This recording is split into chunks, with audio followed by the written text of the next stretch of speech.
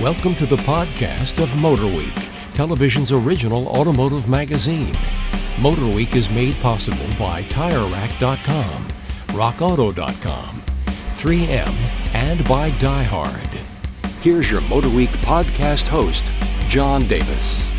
Welcome to MotorWeek podcast number 87. I am John Davis. Thank you very much for joining us today. And here we are in Studio C with our producer, writer, and two-wheeling reporter, Brian Robinson. Hello, John. Our road test producer, Ben Davis. Hello, my friends. And, oh, wow, that was Mysterious. low and mysterious. Our writer, Patrick Lucas. Excited to be here. And assistant producer, Greg Carlos. Good to be here with you fine people yet again. Oh, my goodness. Everybody is up for this one. Here we go. And we've got the lightning round today, as we usually do. We've also got our MotorWeek mailbag in a few minutes. But first, we're going to run down some of the vehicles that we've been testing lately on MotorWeek. First up, Kia Sorento. A redesign that is not quite a total redesign, but pretty darn close. What do you think? I think it's pretty elegant, actually, and some of the options that you can get in, like panoramic sunroof and stuff, that might really be the difference between somebody either buying a Grand Cherokee or vehicle or the Sorento, because really there's not a whole lot of fresh faces in this segment. You know, for a mid-size crossover in a segment that's getting increasingly complex and competitive, I was a little surprised that they put all the money in it to put a new chassis in it and yet didn't really change the look of it. Was that smart, you think? I thought it had a nice premium feel inside and out. Mm-hmm. I thought it looked pretty sharp. You get some LED daytime runners, I think, on it. I just had a problem with the V6. That's the most powerful engine you can get in it. I still thought it felt a little flat. Didn't feel like it was kind of struggling to keep up. I think it was fighting with the transmission. That's a change in that engine. That's a different engine. It's a 3.3 instead of 3.5. The Azera. So a little smaller. Would it come from the Azera? Yeah. Now it's several models between Kia and Hyundai. No, sure. Correct me if I'm wrong, but you can't get the 2-liter turbo that you can get in the Santa Fe and the Sorento. Correct. The big thing was when they redid it a few years ago, and it went from a body-on-frame truck to a crossover, and the big problems with it were ride and handling. It rode really rough. It wasn't very comfortable inside to drive, and it was very noisy. With the Santa Fe chassis, they've pretty much eliminated most of that. It's still kind of noisy, I think. The ride's much improved. It still can be harsh at times. I think overall they kind of improved what they needed to improve. And but they didn't. They put most every other manufacturer, when they put that much effort into it, they'd call it all new. I mean, a new chassis is a big deal. Yeah, I think so. Starts at $25 to me, which sounds very good, but the one we had in was pushing $40. Yeah, it was expensive. It was nice. I'm not sure it's $40,000 nice. But you get Flex Steer. I mean, can you put a price on that? Well, explain what that is. The Flex Steer is the 3 different steering modes that you get that essentially just change the effort. You get normal, comfort, and sport, which is pretty much in all the Kias and Hyundais right now. And it really doesn't add much feel. It's just essentially changing the weight. And, I thought it was still a huge issue. The steering was, in comfort mode, it's scary how little input it takes to change your path of driving. I always had it in sport just because that felt safe even at low speeds, just because there's just too much boost in the other two settings. The Uvo infotainment I thought was very nice. It was good before. I think they've made it even better. Very easy to use. It strikes me on the steering that we're going back to where we used to criticize, especially Detroit automakers, for having such light steering that basically the car felt like you could turn on a dime when you really couldn't, and you get yourself into trouble. We seem to be headed back that way with more and more manufacturers adding those kind of systems. Yeah. But it's all electronic now, ones and zeros. But all in all, it's interesting. Comparing it to the Hyundai Santa Fe, did you like it as much? I think they've done a good job of differentiating the two. I mean, the Santa Fe to me is much more luxurious. Mm-hmm. It definitely has a more comfortable ride. A little more serious, or at least more traditional feel to the Sorento. The Sorento seems to be a little more rough around the edges, a little rougher ride. A little more SUV-ish. Yeah, as far as looks go, I think the Santa Fe is geared more towards a sportier, more younger buyer, whereas the Sorento looks little more sophisticated. Really? From an exterior standpoint, I think the grille and everything look a little more grown up. I would say the opposite. Yep. Oh, good. I think the Santa Fe definitely has a more of an upscale look to it. I don't know, because I recently was driving both of them in the shootout, Right. and just having them both together. One looked a little more upscale, elegant, like there'd be more of an opportunity to valet it necessarily than a Santa Fe. Well, were we talking about Santa Fe Sport or Santa Fe long wheelbase? Talking about Santa Fe long Santa wheelbase. Fe, Okay. But they still, Santa Fe long wheelbase and Sport, their fascias are almost identical, just with a different one more bar in the long wheelbase. But I'd agree with Robinson. I feel like the Hyundai does look a little bit more refined, and the Kia's for maybe the sportier and younger buyer. I'd flip it. Yeah, I think we're split right down the table. That's pretty interesting. Well, that's why our road Agreed tests to on disagree. MotorWeek are a combination of everyone's thoughts, because we differ on vehicles just like everybody else in the real world. Now that we're not in the real world. Speaking of unworldly, big cars, full-size cars, not something that we test a lot of these days. However, it's a market where a lot of This year it seems like we've had a manufacturers lot of are them. What? Seems like we've had a lot this year. Well, we Full-size have, cars. and that's in the last couple of years, all of a sudden, all the mainstream manufacturers have looked at these bigger cars and they've said, they're our flagships, and we should do something more than just a fleet car. Ford over with the Taurus, and now Chevrolet with a new Impala, which is very different from the outgoing Impala, which clearly was a fleet car. So you've had a chance to experience it. What do you think about the new Impala? It's vastly better, than the rental car Impala previously, but it's still not great to me, but it's definitely vastly better. It looks great. You can definitely see the Camaro influence. It drives nice. Interior is still not great, and that GM greenish blue aqua lighting they have and everything is getting Not old. just the lighting, the stitching, it all matches. Yeah, It's just they don't want to get away from that color, apparently. It's getting old. That's interesting. I like the car from the aspect of, I thought the styling is quite terrific, and I thought it just looks so much more upscale than anything they've done before. It's a Chevrolet. You get in it, and it's got that twin cockpit theme, and I thought the material quality was better. It is based on the XTS Cadillac chassis, so it's definitely moved it upscale. But I gather from what I've heard around this table, you didn't think upscale enough? Nah. I did like what they did with the nav. They've got the new 3D screen while you're doing the nav, and I thought that was a nice touch. And it was a little bit closer to a Cadillac type of setup than you would normally see in a Chevrolet. What they did with the screen lifting up and turning into a storage bin compartment, now with a button in it, it used a motor to go up. I just feel like it's a little gimmicky for me. I like that you have more storage, but it seems like they maybe tried too hard to make it something cool when That's it not really the doesn't first need car to be we've like seen that. that on. We've seen that before somewhere. Yeah, it's been in Chevy, I think. Yeah. Well, Chevy's done it, but it hasn't been motorized like it is. You could just slide the button and it would just pop up True. on a spring load. Gotcha. But now it just seems like they're trying to make it upscale, and some people liked it. Actually, a lot of people liked it. To me, it just seemed like a gimmick. Well, if you had to compare it against, we haven't done a side-by-side comparison, but let's talk about Taurus. That's its main competitor, and there's also a couple of new competitors, and you have Avalon, which sort of sets the market for this. How do you think it sits within that? Is it comparable? Is it not quite there yet? What do you think? Well, we do have a comparison of all of them coming up pretty soon, so you can tune in for that. But I think it's definitely the nicest looking. It probably rides.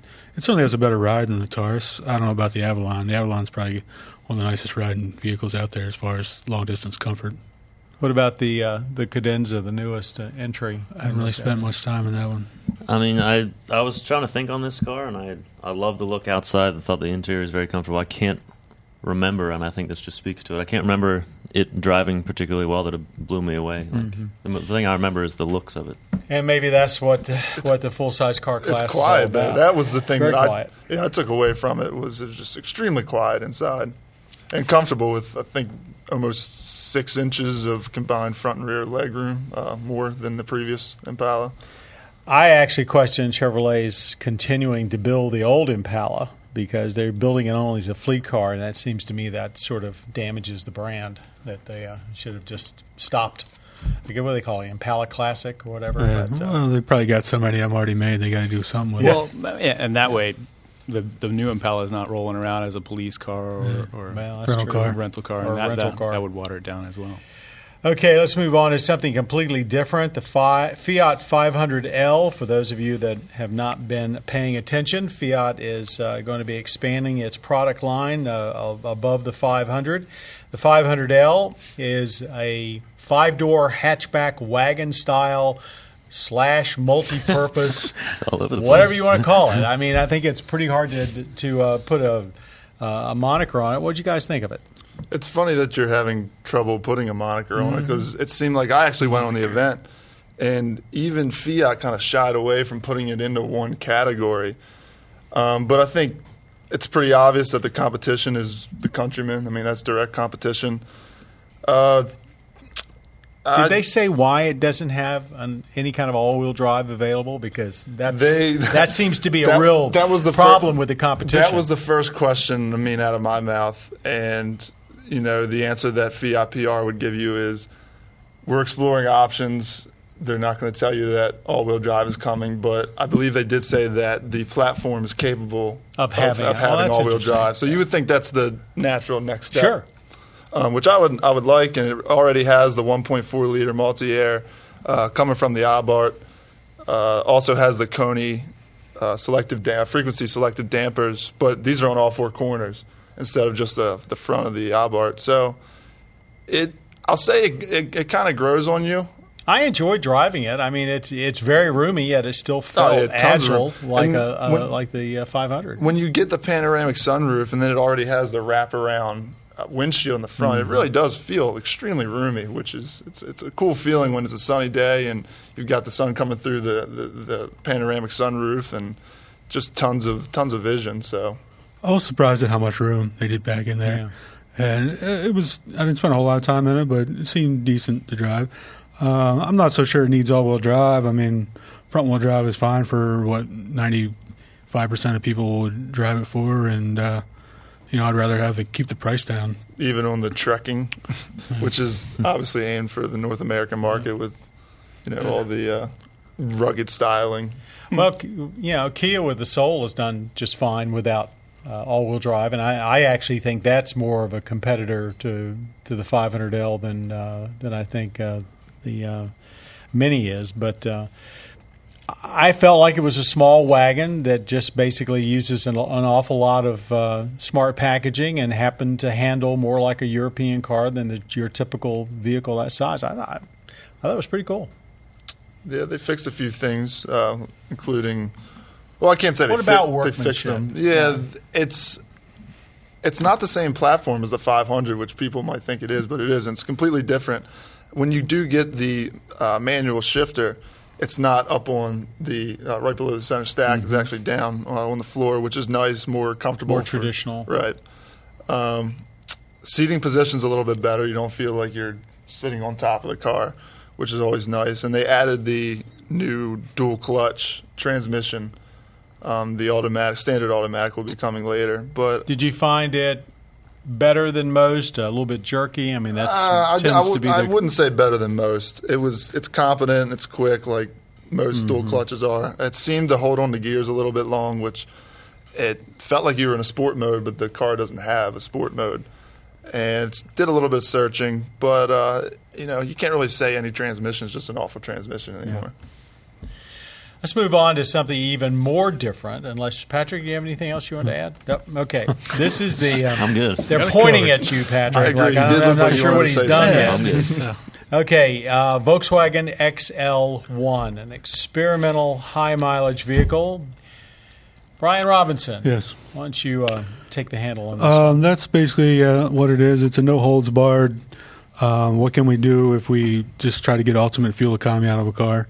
And if you haven't seen it yet, it looks similar to the original Honda Insight. It's the most aerodynamic car ever. Carbon fiber all around. And it's got a 0.8 liter two-cylinder diesel. Tiny little thing. A plug-in hybrid with a 30-mile electric range. And gets top speed is about 100 miles an hour. And, fuel economy, they're saying it'll get 250 miles a gallon. I'm not sure that that's really realistic. I drove it for about an hour and it got 147, including some Autobahn time, top speed. And so, it's certainly there, but it's definitely a no compromise. There's no sound deadening. It's got a DSG trans, which is really nice, but the brakes are extremely noisy. There's no side mirrors. They have cameras on the side, which they've actually got DOT approved and will be in future Volkswagen products. Did you think, besides that technology, did you think the car itself is an exercise where they can basically take what they've done there and apply it to cars that would be more mass market? The plug-in hybrid system worked really well, and I think that'll definitely be coming to other Volkswagens. But I'm not so sure. They're only going to make 250 of these, and I'm not so sure people want to give up all their creature comforts just to get. I'm sure there are a few people out there that there's probably at least 250 people out there that will pony up for it. But. Yeah, I think people will still want real cars. There, like I said, there's a certain amount of people that would want kind of an eco-freak mobile to wave the flag. But I think more and more people are wanting just a lot better fuel economy out of their regular cars. They're not talking about even bringing it to the U.S. at this point, are they? Correct. It's still up in the air. They said they would love to if they can make a case for it.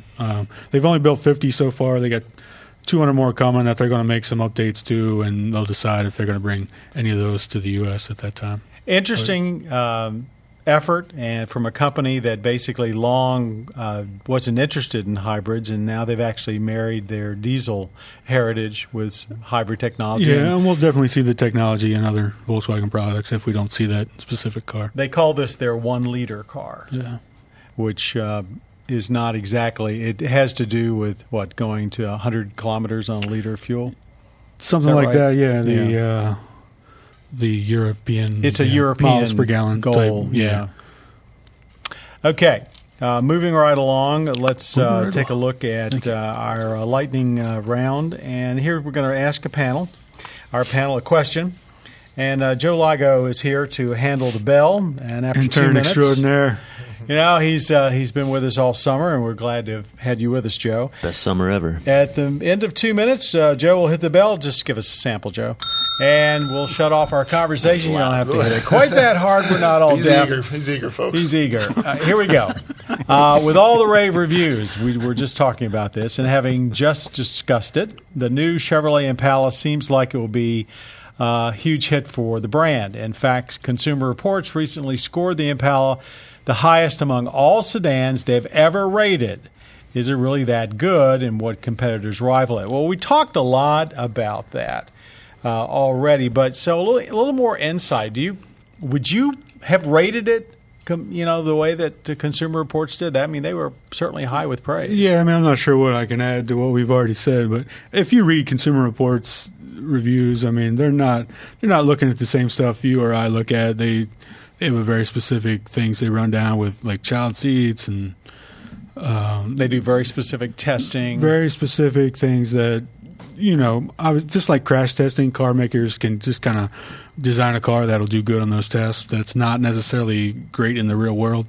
At least that's how I look at it. But I certainly wouldn't classify it as the greatest sedan that we've ever tested. No, I wouldn't either. So I do think, though, that it's one more source of information that consumers should take a look at when they're getting ready to buy a car. A lot of people only look at Consumer Reports, and I think that's just as flawed as if you never look at them.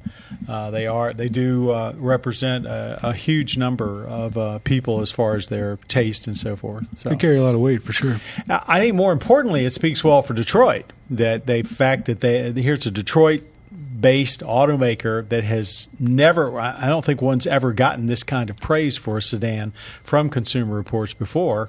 And when you marry that with other recent good reviews they've given a lot of a domestic product, I think it says a lot about where we are with car design right now, that Detroit's not playing second fiddle to anybody else anymore. Joe, I guess we're out of breath and we didn't hit the time, but hit the bell and we'll move on. Okay, finally, let's go to our MotorWeek mailbag. Remember, if you submit your questions and if we choose to answer your question on this podcast, You'll win a fabulous MotorWeek t-shirt. So here we go. And this is from Christopher. My brother lives in Europe, and he loves the choice of cars available there.